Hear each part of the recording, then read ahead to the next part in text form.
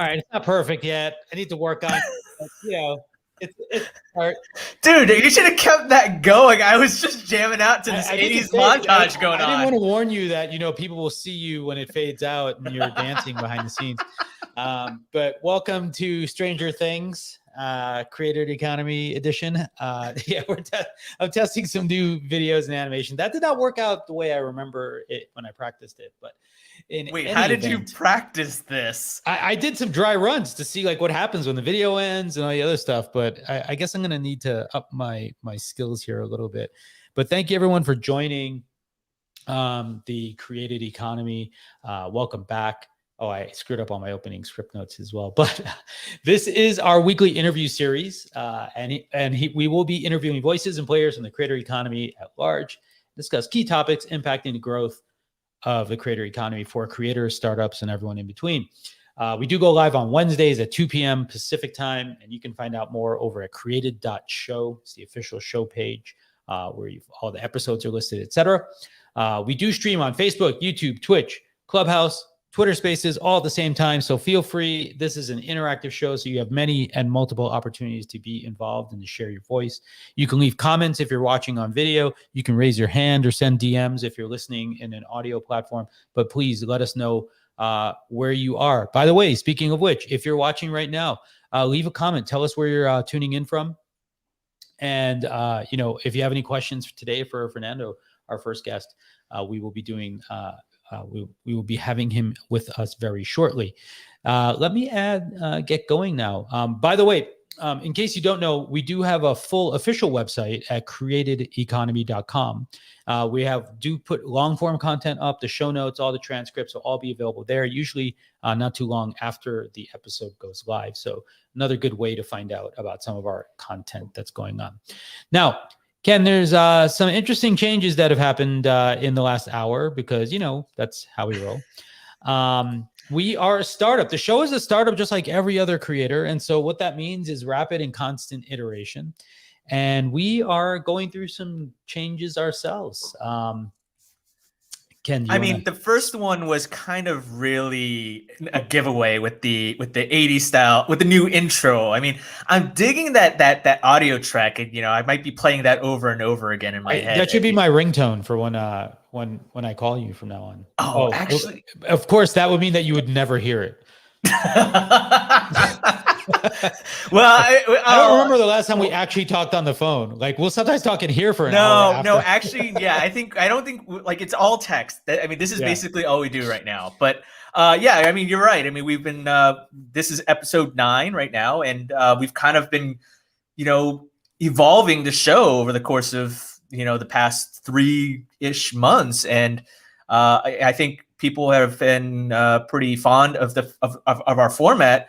But I think in terms of us talking about the news and and bringing on guests, it feels very rushed in an hour, right? And we don't want to necessarily deprive people of having two different, of not only just having to spend an hour with us hearing about the latest in creator news, but also being able to talk to creators and builders and founders and investors about the creator economy, and then have to join us after dark, although we do enjoy them having us join us on the After Dark show. So we're actually making a programming change starting this week. And so we're going to break it up into 2 shows. And so Wednesdays will be our standard Created Economy show. And then on Friday mornings at 8 a.m. Pacific, which I believe that's 9 a.m. Pacific Mountain Time for you, Greg, is where we're actually going to be we're launching a new show, that's dedicated to the news around the creator economy, which is called Created Briefs. And so this will be about a 45-minute or so long show where we're just going to be recapping what's happening with in the week of creator news. And I think this is actually going to be pretty good because we're already finding tons and tons of news that we try and cram into this show previously, but now we have a whole show dedicated to taking our time to analyze and review what it actually means for the industry at large. So I'm looking forward to that as well. And just to add a little more color, and by the way, we're listening. So randomly, I did have a call with Arnold a couple days ago, or wait, maybe it was yesterday. And he'd mentioned, he's like, I would love a show if you just had the news. And I so I said that to Ken like late last night. And I was like, what do you think? And then we were like staging it out and we're like, maybe it'd be good. And then we, of course we go through all the rationalization to justify all the additional work we're adding to our lives to double up on shows. But I do think, Ken and I, like, as we collect articles for the show, we often have to cut so much stuff.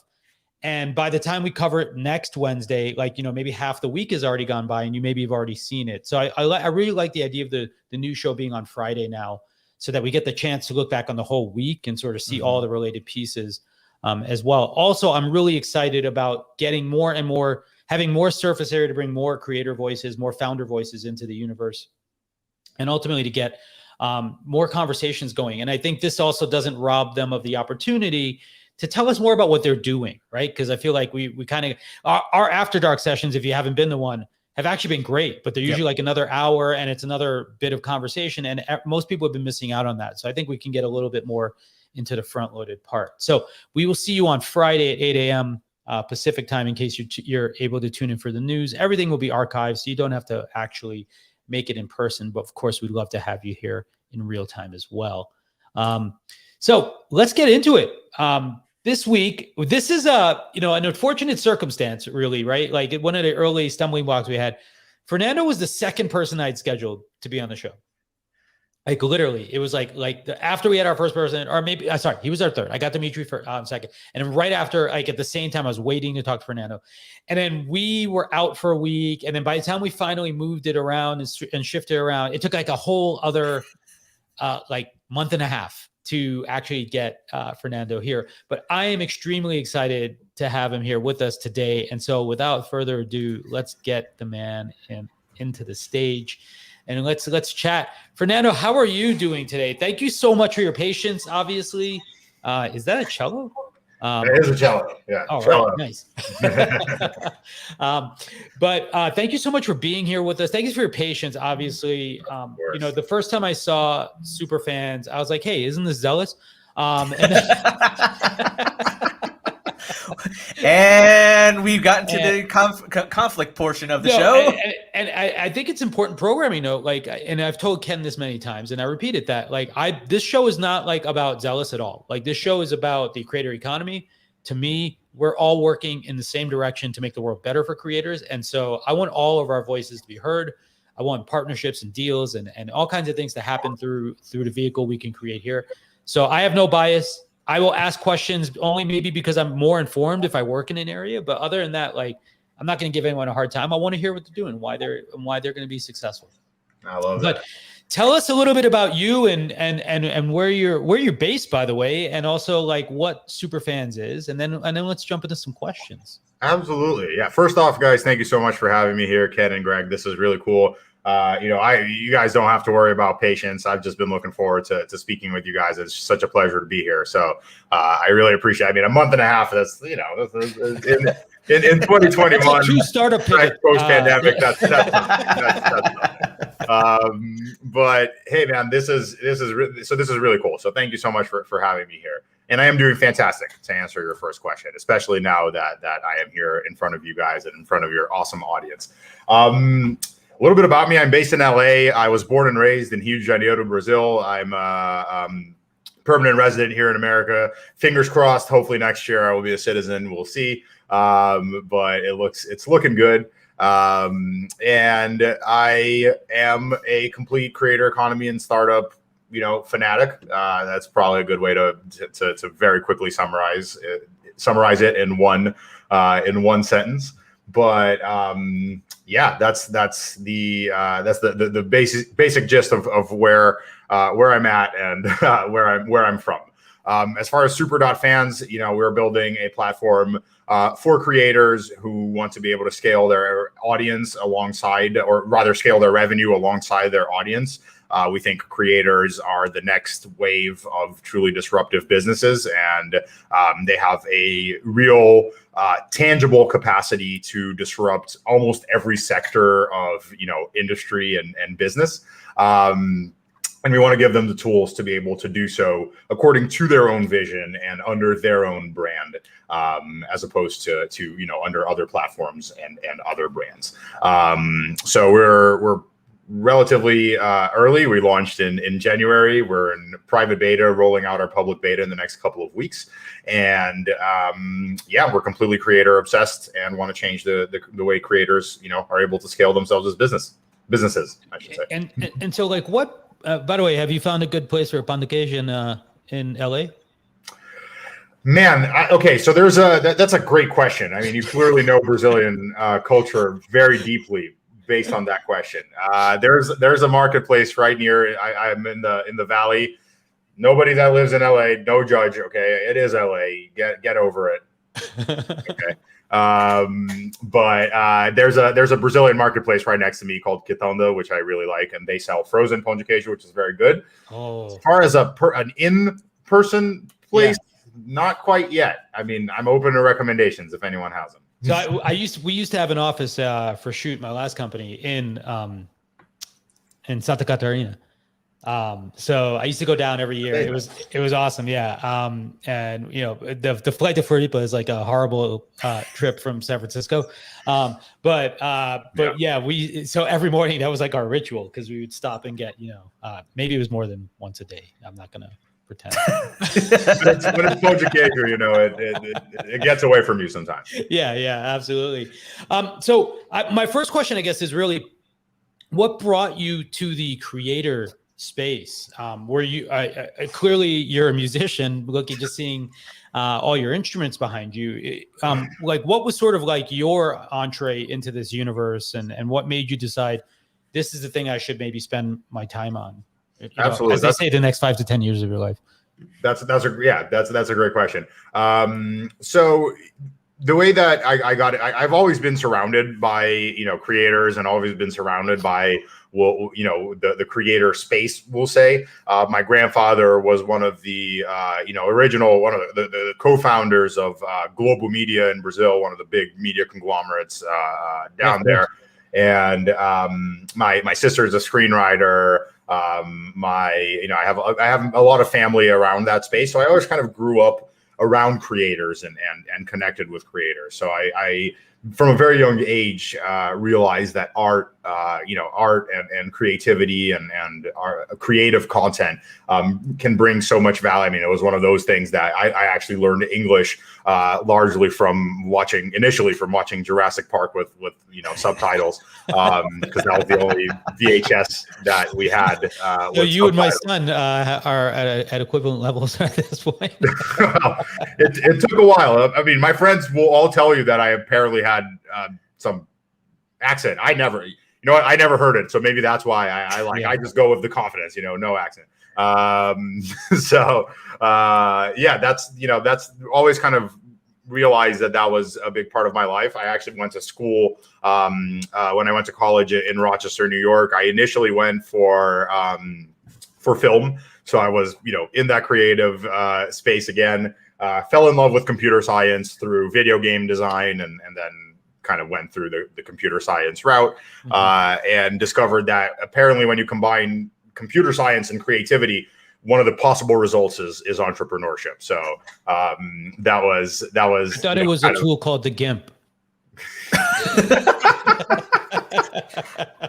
Isn't the GIMP the name of the Linux Photoshop on the very ugly? I haven't used that in ages, but well, that's interesting to hear. Ken, did you have any questions for Fernando? Also, by the way, if you're listening, feel free to drop your questions in the comment section, or raise your hand or DM us in any way. We will definitely get to your questions.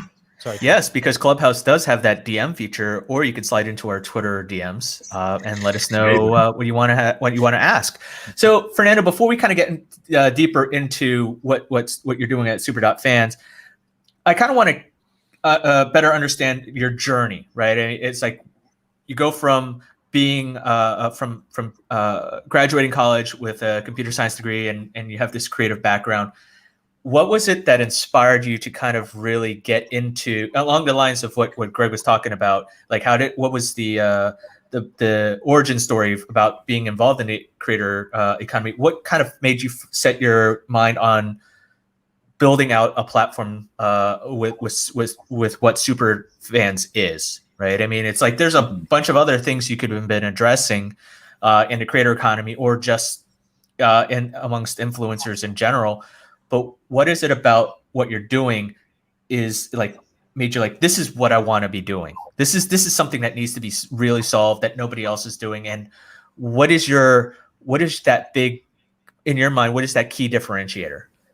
That's a great question. The reason why we went into the creator space is we actually arrived rather organically into the space. We had the team that's currently working on Super with me. We were actually all working on a previous startup called Best Being, which was in the wellness space. Very, very quickly aside, I used to weigh almost 500 pounds and lost about half of that weight. If you cannot see him right now, you would not believe that. There's no way. Thank you so much. That means a lot. But kind of went into the wellness space because of that journey, and then within the wellness space, we discovered this kind of potency that creators have to impact people's lives, including in wellness, but in really any other space as well. And we kind of organically shifted and pivoted to the creator space.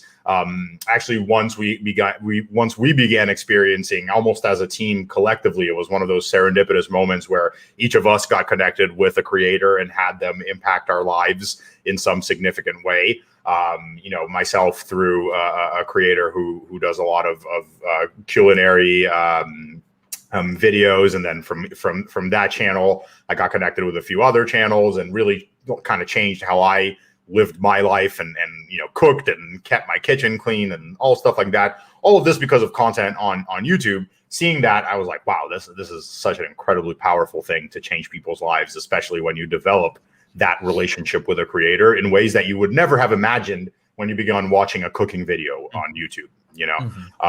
That kind of realization is what brought us to the creator economy. In terms of why we're focusing on what we're focusing with Super creator monetization, is when we begun realizing that you have creators who are generating a tremendous amount of traction in terms of audience, but not a tremendous amount of traction in terms of revenue. And because of that, they actually go through significant struggles in trying to scale their business. A lot of creators suffer from very, very severe burnout.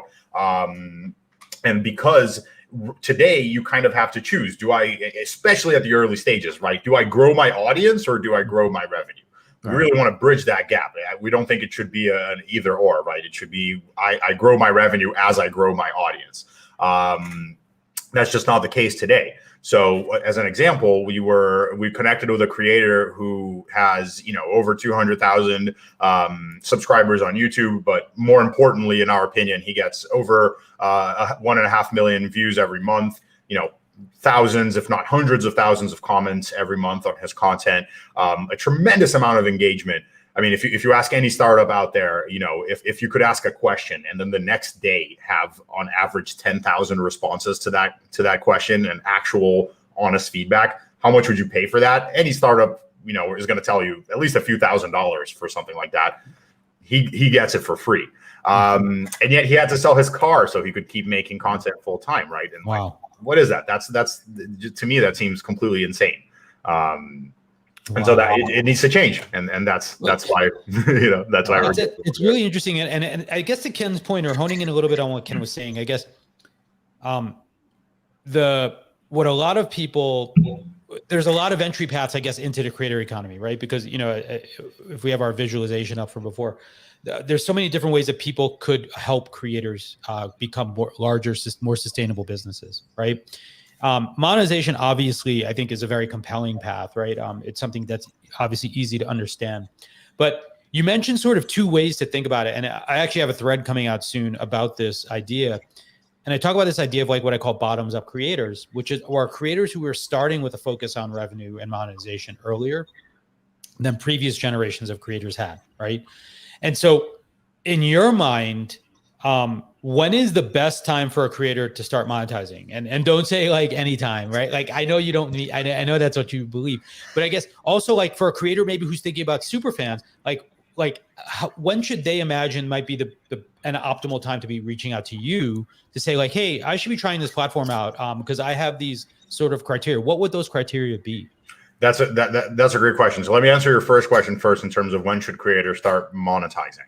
I think that as a creator, you should start monetizing when you have an identifiable base of super fans. I mean, obviously that's the name of the company, but also the term as used by Pat Flynn, right? So folks who are not only mostly willing to click that button when you ask them to, like, so if you go like, hey, please take this action, you have an identifiable base of your audience that's going to go and actually take that action, as well as tell other people about it, right? They're willing to go and say, hey, this creator is awesome, you should definitely go check out his channel, definitely subscribe. Like the folks that are your your actual, like your early evangelists, if you're putting it in startup terms.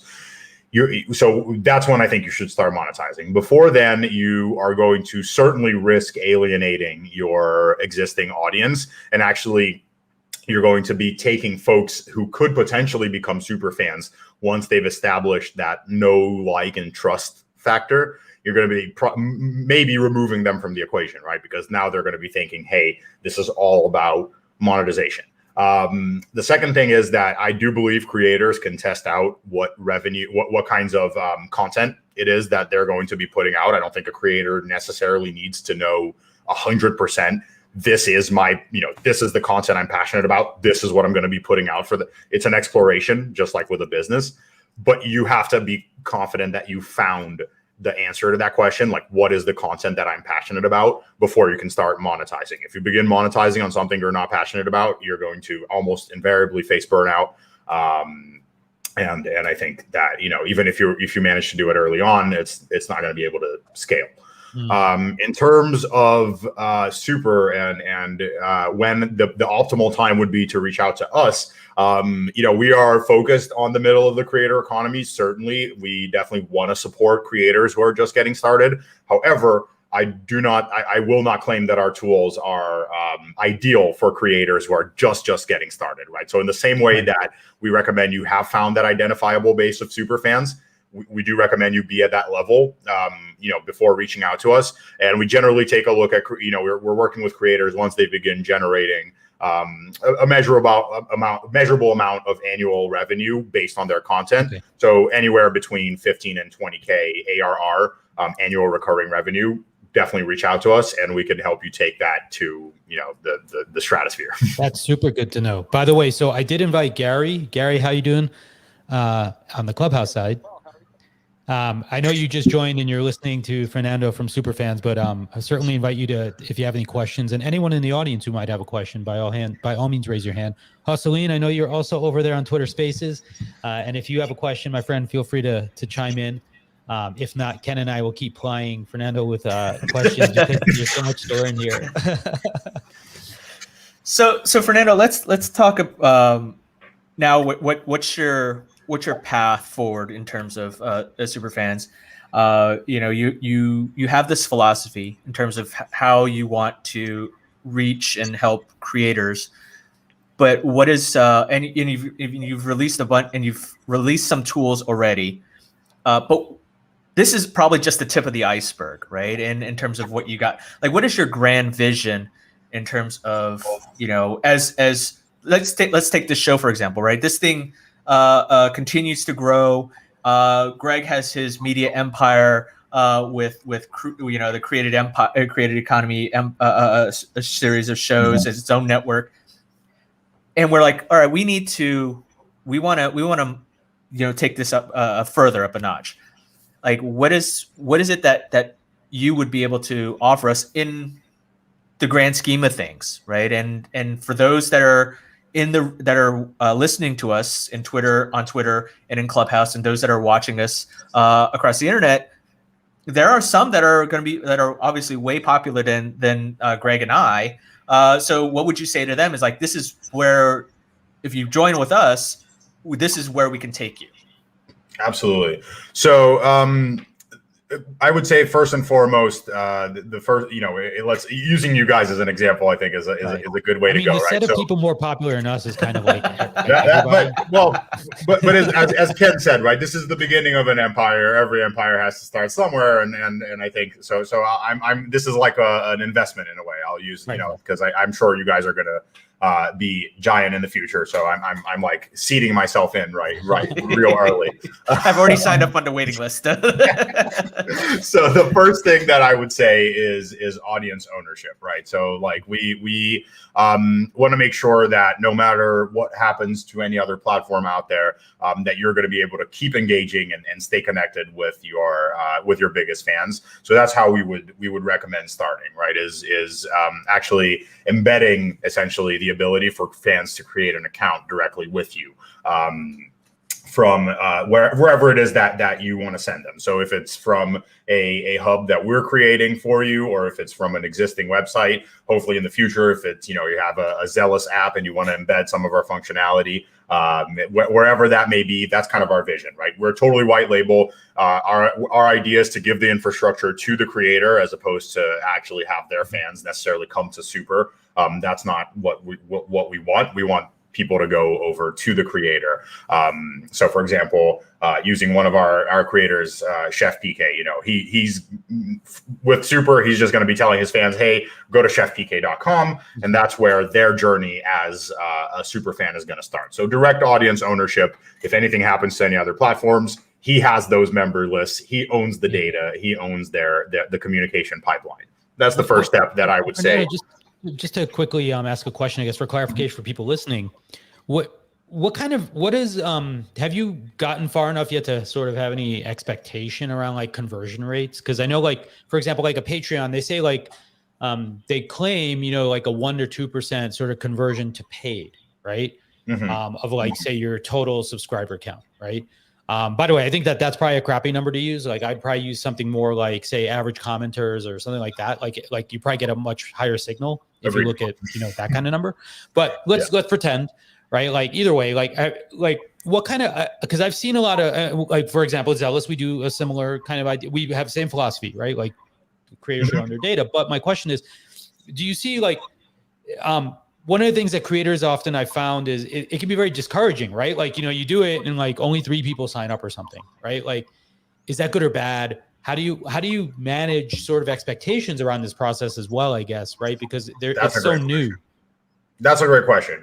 One of the things that I would say, Greg, is that we're actually finding, because we are, we work with creators who, like, as you said, right, subscriber count is one of those metrics that can be very, very misleading in a way. So you mentioned, average monthly commenters, active viewers. That's what we are generally looking at.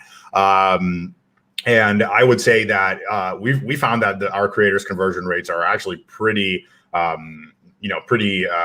crazy. Like we've had one of our creators who had a 16% conversion rate to from click to sale. And I think a 70% sign up rate from one of his announcements. So really, really, really crazy. How much creators have that ability to distribute, especially when you're going direct to creator, right? So like when you're bridging that gap between the fan directly to the creator, they don't have to go through another platform. They're essentially going to that creator's, in their minds, they're going to that creator's ecosystem. You tend to see much higher conversion rates. However, how do you manage that expectation is, in my mind, is by really educating the creator on the concept of super fans, right? So like you might have, 1 million followers that are casual fans. However, even if you have 1 million followers, if you have 500 of those followers who are your super fans and they actually convert, those 500 folks can represent 6 figures in revenue for you as a creator every year or more, especially because those 500 folks are the folks that are going to bring the next 500 folks. That network effect of super fans acting as evangelists is extremely powerful. So we really try to essentially have the creator focus on the fact that everyone that you get to sign up as a super fan, take that extra step where you can maintain that engagement.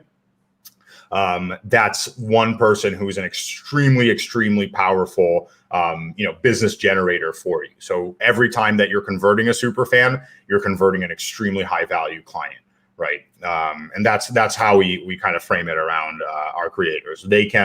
Everybody that they convert as a super fan is another opportunity to put out more experiences and more products and grow their revenue. So how would you identify this super fan, right? I know this concept's not new. It's not something like, oh, Fernando coined super fan and therefore it's the name of the company, right? But this has been around for a while, and I think to your point, it's like there's been going around different it's been named differently, evangelist or whatever, right? And we kind of know from a physical standpoint, like in real life standpoint, we kind of know who's been out there championing our brand, our services, our work, right?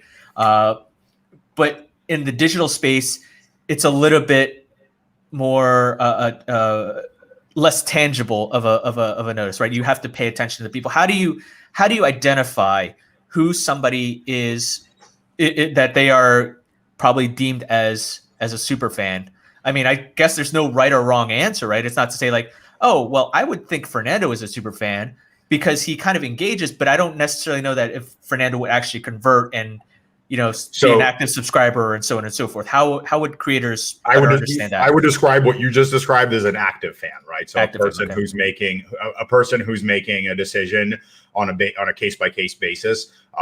They are likely to engage. They already know your brand, but they're going to be saying, hey, every time they see something of yours, they're asking that question. Am I going to click, right? Am I going to take action?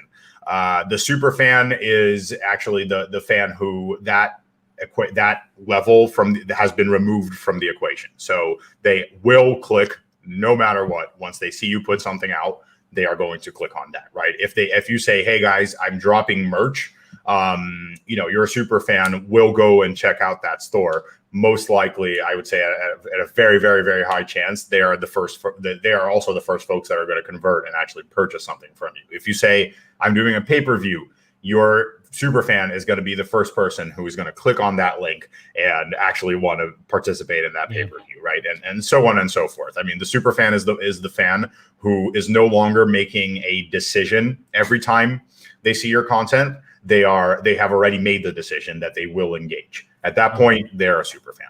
Well, I know, and this is hard, and I know there's not a good answer here, but I guess just for the discussion, relatively speaking, like for example, I know we're both like probably trying to raise money at some point, right? Like from investors, and a question investors are always going to ask: how many super fans are there? Like, is that sustainable? Is that audience growing? Right? Is it reliable? Right? Like, so like hearing you characterize it, which I agree with, by the way, like I believe there are certainly a cohort of people who behave this way.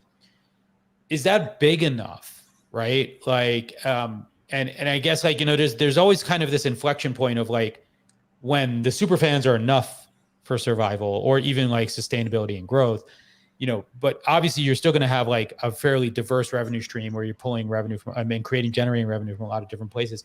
Right. Are you, when you talk to creators today, are you encouraging them? Like, are there some people who are like, this could replace all your revenue versus some people who are like, this is a great revenue, an addition to your revenue stream, like augmenting? Or is it just the story still mostly like everyone, we're just augmenting your revenue? Or is this their first revenue? Right now, I mean, our vision, Greg, is for sure to eventually be able to support a creator's entire revenue pipeline, especially at scale. But at this point, and I think this is actually true in terms of how I would tell creators, if there are viable alternative revenue streams, I think that's the beauty of being a creator, right? Is that you can actually leverage those. So I will say that I'll always be happy in the category of revenue support. I think that a creator being able to add additional lines of revenue is what allows a creator to really scale, get more creative with their content. So I think that, I'm always supportive of that. And then very briefly, whether there are enough super fans, my answer is a staunch yes. I think there are, whatever the global population is nowadays, we'll say 7 billion. that's how many super fans there are, or there will be, as more people get access to, digital, get more digital access. Everybody in the world has the capacity to be a super fan. And in my opinion, anyone who has accessed a creator is most likely a super fan of someone. And that's where I think the true, I actually put a tweet out the other day about how to me, it doesn't make sense to like close the door on competitors or anything and not help people in this space, because my God, there's just so much space that, there's also so much competitors. And we'll all be fine.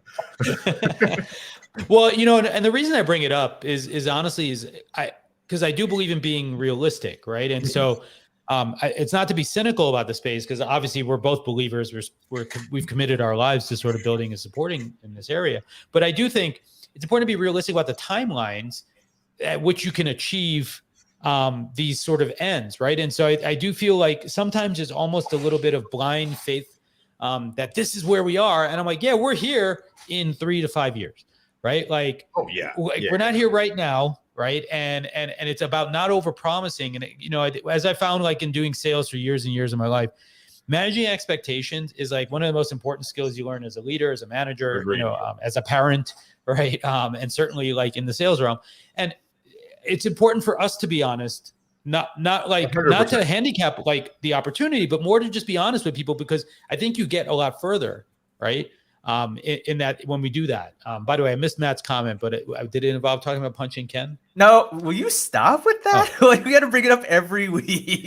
Ken's going to get into boxing. We decided also, because boxing is the new creator sport. Apparently, yeah. I've actually been hearing that a couple of the companies I'm speaking with down in Brazil actually are like setting up. I'm going to do the content. Ken's going to do the boxing.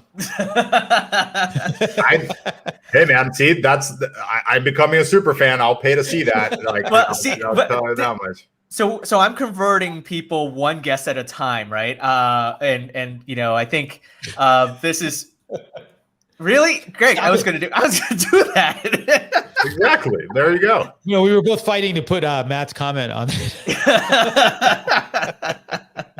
No, but I think it'll be very much similar to like how things go in the world of creators. It's all going to be like short, viral, ephemeral, right? So my boxing career will be very short, very brief. The fights will last probably like 15 seconds, and then it'll be over. You can do the thing where you just lay down on the ground and pretend you're punching back. That's great, man. But I'll tell you this: 15 minutes of fame in the digital age can last you forever, right? That's a big part of it. Depends on how you define fame, right? I mean, it's like, it depends on what that action is, right? By the way, let me do provide an opportunity just in case, if you are in Clubhouse or on Twitter Spaces and you have a question for Fernando. Are you the CEO or the co-founder? Co-founder and CEO. Co-founder and CEO of SuperFans, a new platform that is helping creators monetize by offering quickly. Can you summarize like what kind of capabilities we're giving to? Yeah, absolutely. So we give creators the ability to stand up, like model, deploy, and launch to their fans any kind of digital product or experience that they can envision. They can build that directly on our platform and launch it to their fans in minutes. You mentioned Greg. We have a couple of major updates coming out, but happy to show a quick example of what that. Go ahead. Like. If you're happy to share, we're happy to show. Always happy to share. Let me do. All right, folks. Don't say you didn't see it here first. You literally the first place anyone is seeing this. Look at this. At all, I guess this is. I don't know what it is, but I want it. The first public demonstration. So, very briefly, we give the creators, if they have any kind of vision of how they want to monetize their audience at the moment that they're ready, they can do that very easily using our platform. That includes releasing completely white label and customized communities. If Colin and Samir are watching this is just an example logo. Sorry, guys. I had it on my file. But you can launch white label communities that have full analytics, full control as the creator. And once you have those, you can also launch completely bespoke, customized experiences for your fans. Experiences are a combination of interactions and digital products. If you want to launch merch, if you want to do pay-per-views, if you want to do behind the scenes, live drops, whatever it is. You can use our platform to build that. I'll just give a quick example. So for example, this is an example of a merch drop template. Awesome. This, as you build this visually as a creator and automate it, this all gets built in the back end. So as soon as you're happy with the model, you can actually release it to your fans. And in case for the folks who are listening, there's sort of like a customer journey mapper kind of workflow diagram here, which is like actually writing code for you, which is awesome. Exactly correct. And you know, for example, this is one where a creator of ours, and we actually templated this afterwards, but he wants to do regular limited release of merch that are attached to an event that's only available to the folks who actually purchase the merch. So this is what you're seeing here, where you get the event, you get an intro, and then post the event, you automatically are you're automatically given that piece of merch if it's digital, or we ask for your shipping address. So Fernando, can you show an example of how someone deploys SuperFans? Like, so like, yeah, it so doesn't have to be this thing, but like, what do I do with this thing now? Like that I have? Absolutely. So I'll quickly give an example. I had something that before the show, you know, I had an empty, you know, it's completely empty, but I'll go on a template here and do a video series template. You know, it gets populated. I can now go and upload all of the content that I want to include in this experience. I can modify this in any way that I want. So if I want to add content, I can. If I want to add interactions like live streams, chats, whatever, I can. Once I'm happy with this is all, you know, saved at this time. I can just hit my save changes button. So at this point, this is all saved. And if I want to deploy it, there's two ways you can do it. Either you can embed it on your own website. The only thing that we require is that a creator embed a sign up and login flow before they embed any other experiences, but you can actually embed, you know, you can embed that directly in your website. You get a little snippet of code and you can do that. If you don't have a website or you want to create one directly with us, I'm just going to have to refresh my page here for a second. You can actually do that using our builder. So as you can see here, I can just now go and hit my video series.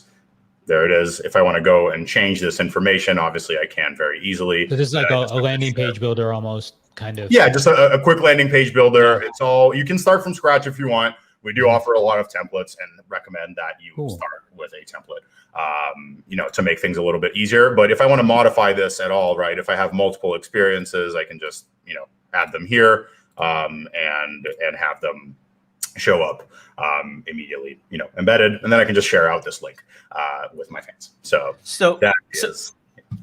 So Fernando, this is based on like what you just showed us in this demo.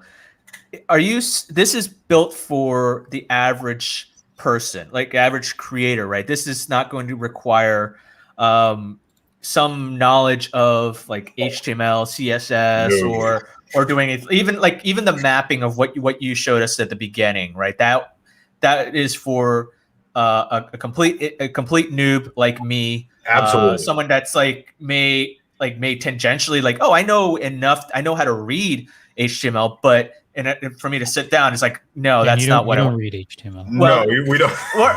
Hey, I can read. I just can't write it. Okay, there's a difference. Okay, I can see what they said, what it means. I can decipher it. All right. We have a beta tester for you right here. Awesome. But that's legitimately true, because my next point is like, how can it seems like what SuperFans is doing is I mean, in addition to allowing you to monetize your audience, is to streamline the workflow, right? 100%, Ken. Yeah, that's correct. And I think that you know, you asked whether you would need any kind of knowledge of, you know, HTML code and that kind of stuff. Absolutely not. I mean, that's the entire point, is that you are able to, you know, build really complex and dynamic experiences with needing zero code. All you need is the creativity, right? So you can create something from scratch. Obviously, if you create an experience from complete scratch, add all the content yourself, all of the automation and that kind of stuff, it is all drag and drop. It's going to take a little longer than if you use a pre-built template. But absolutely no technical knowledge needed at all. And I see you are designing it clearly, I think, to be a self-service kind of tool, but you know, certainly now, but I guess just imagining how you envision sort of this growing and scaling, are do you believe that you will offer services as well to help people do the setup and manage this for them? Or, I'm just curious, like, how are you thinking about those parts as well? Absolutely.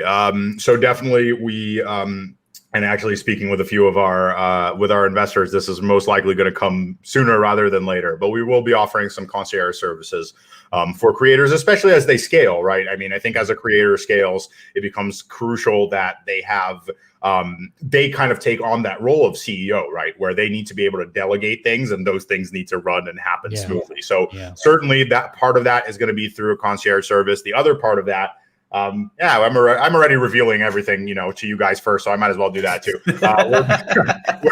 We're building a superhuman-like service. If you know Superhuman, the email server, where you can have a little, basically a terminal that comes up using natural language. You can just type like, I want this to happen, and based on that natural language, we're actually going to be able to set up most of the infrastructure on the back end, and then if people are needed to fill in the details, we'll supply that. But that's definitely in our roadmap,